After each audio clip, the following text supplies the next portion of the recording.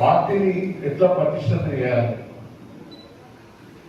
దానికి కార్యకర్తల అభిప్రాయాలు తీసుకొని మళ్ళా డీటెయిల్ గా రిపోర్ట్ తయారు చేసి నాకు ఇవ్వని కూడా చెప్పారు. నేను కూడా ఇక్కడ కార్యకర్తల అభిప్రాయాన్ని కూడా ఒక ఇద్దరు రాష్ట్రాలు కూడా ఏర్పాటు చేయడం జరిగింది. నేను ఒకటే మిమ్మల్ని అందరినీ రిక్వెస్ట్ చేసేది, మన ఓటమి కారణాలకు చాలా ఉన్నాయి, వాటిని కూడా మనం విశ్లేషణ చేసుకున్నాం లేదని నా ఆలోచన.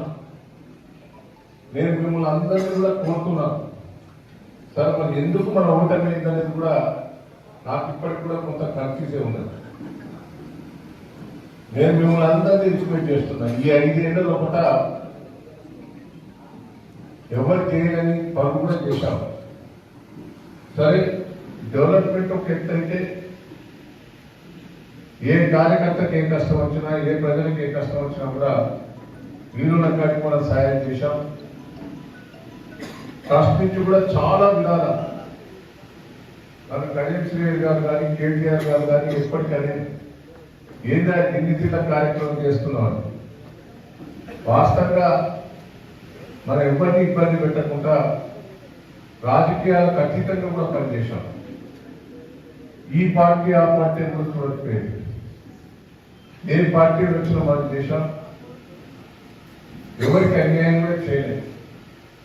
సరే, కొన్ని నియోజకవర్గాల ఎమ్మెల్యే మీద అసంతృప్తను ఆయన చెడ్డ పనులు చేశాడని కూడా గుర్తించారు. కానీ నాకు ఇప్పటి కారణాలు కూడా దొరకలేదు. నేను ఒకటే, మనం ట్రస్ట్ ద్వారా కూడా విపరీతంగా చేశాం.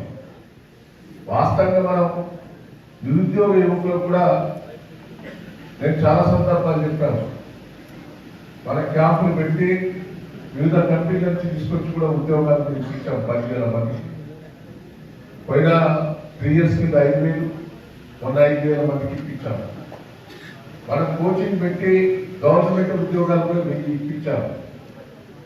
ఏ రాష్ట్రంలో ఎక్కడ లేని తిరిగా పుట్టి మిషన్లు కూడా మన దగ్గర చేశాం. దాన్ని కంటిన్యూ చేద్దామా వదిలిపెడదామా అనేది ఇంకా కన్ఫ్యూజన్ ఉన్నది.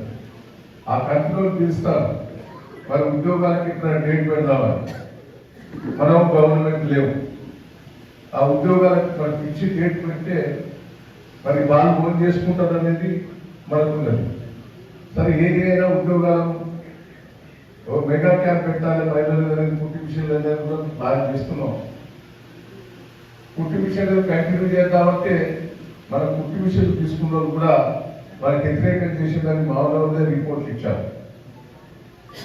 మనం డ్రైవింగ్ లైసెన్స్ కూడా 22,000 500 కూడా కట్టి లైసెన్స్ మనం కట్టిన వాళ్ళే సగం మంది కంటే ఎక్కువ వ్యతిరేకం చేసిన వాళ్ళు అనేది కూడా మీరు రిపోర్ట్ ఇచ్చారు. మరి ఎందుకు ఇట్లా జరుగుతుందో అర్థం కానీ.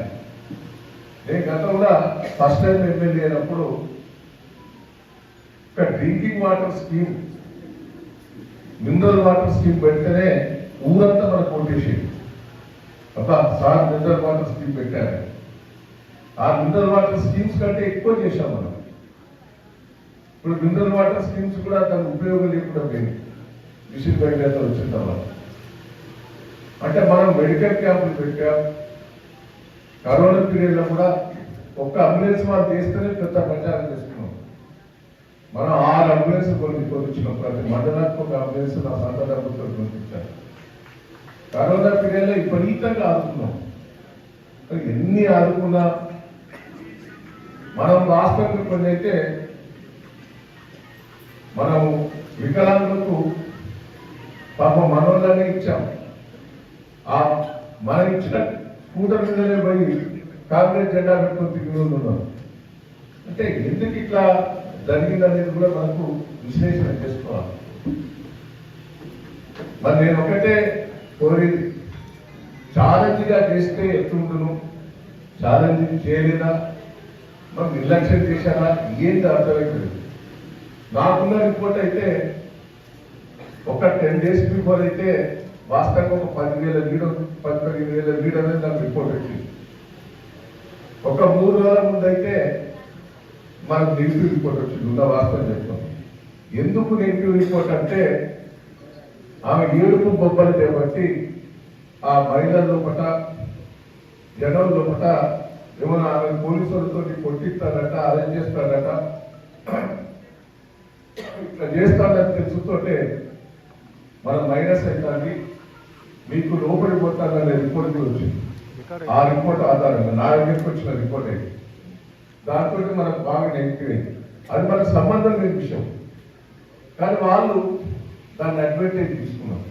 సోషల్ మీడియాలో కానీ దీంట్లో కానీ బాగా పెట్టి అడ్వాంటేజ్ తీసుకున్నారు. దాంతో అది మనకు వాళ్ళు యాక్షన్ చేసి పెద్ద ఓవర్ యాక్షన్ చేశారు. ఆమె మనం వెళ్ళగొట్టలేదు, ఆమె పోలేదు, మళ్ళా బూత్ వైపు ఆమె తిరిగింది ఆమె ఎవరు వెళ్ళగొట్టలే, వాళ్ళు అరెస్ట్ చేయలేదు. కానీ మనోళ్ళైనా వెళ్ళగొట్టారు. ఇక్కడ అంటే వాళ్ళకు అడ్వాంటేజ్ తీసుకొని కొన్ని మన మీద తప్పుడు ప్రచారాలు కూడా చేసి అడ్వాంటేజ్ తీసుకున్నారు. ఇవన్నీ కూడా మీరు గ్రామ స్థాయిలో కూడా మీకు అర్థమవుతుంది.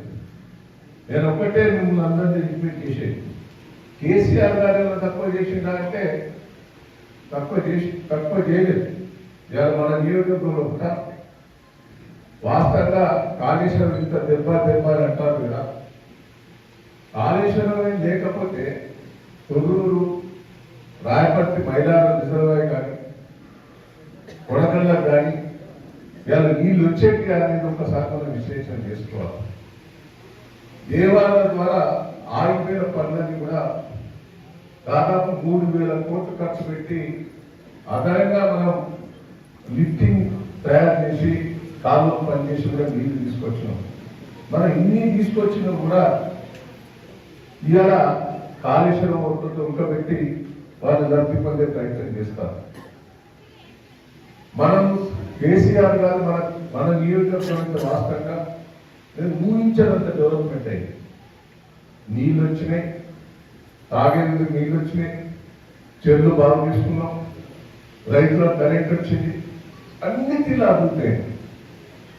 ఎక్కడ కూడా తండలు గ్రామ పంచాయతీ చేసుకున్నాం, తండల రోడ్లు ఎక్కడ రోడ్లు వేసుకున్నాం. ఒక్కొక్క తండకు 1,2 కోట్ల రూపాయలు ఖర్చు పెట్టారు.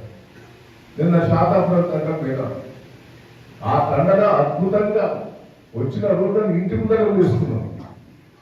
వాళ్ళు ఇంటి ముందర చేసుకున్నా మన గుట్ట ఓటేసిండు. వీళ్ళు ఓటేసినా మనకు అడిగిన వీళ్ళు మనకు గుట్ట వేసిస్తారంట.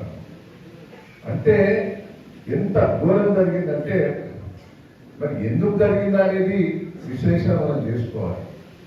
నేను ఒకటే రాబోయే రోజుల్లో కూడా మనం ఏం చేయాలి. కేసీఆర్ గారు అద్భుతంగా చేశారు, ఉన్నాయి కొన్ని పొరపాటు, నేను కాదంటలేదు. ఆ దళిత బంధు ఒక పద్ధతి ఇస్తే బాగుంది, దాన్ని ఒక టైం ఇస్తే పంచుకుంటుంది. ఆ దళిత బంధు గిరిజన బంధు నాకు కొత్తలేదా నవ్వులు, ఇంకోటి కొత్తలేదా నవ్వులు, అదొక మనం వెంకి వచ్చినాయి. ఇల్లు కూడా నేను చాలా సందర్భాలు క్లియర్ గా అందరితో మాట్లాడుతున్నాం. ఏదో 4 ఏళ్ల కిందనే 3 ఏళ్ల కిందనే మనం ఇల్లు ఇస్తే ఊరికి ఇస్తే ఇంకా బాగుంటుంది. ఏదో ఎలక్షన్ ఉందని ఇల్లు ఇచ్చే వారికే అది కూడా మనకు నెగిటివ్ అయింది. అంటే ఇవన్నీ కూడా మనకు కొన్ని నెగిటివ్ అయినాయి. కానీ నెగిటివ్ అయినా కొన్ని కాన్షియస్. మరిన్ని వీడియోస్ కోసం ఛానల్ ని సబ్స్క్రైబ్ చేయండి, లేటెస్ట్ అప్డేట్స్ కోసం వాట్సాప్ ఛానల్ ని ఫాలో చేయండి, అండ్ లింక్ డిస్క్రిప్షన్ లో ఉంది.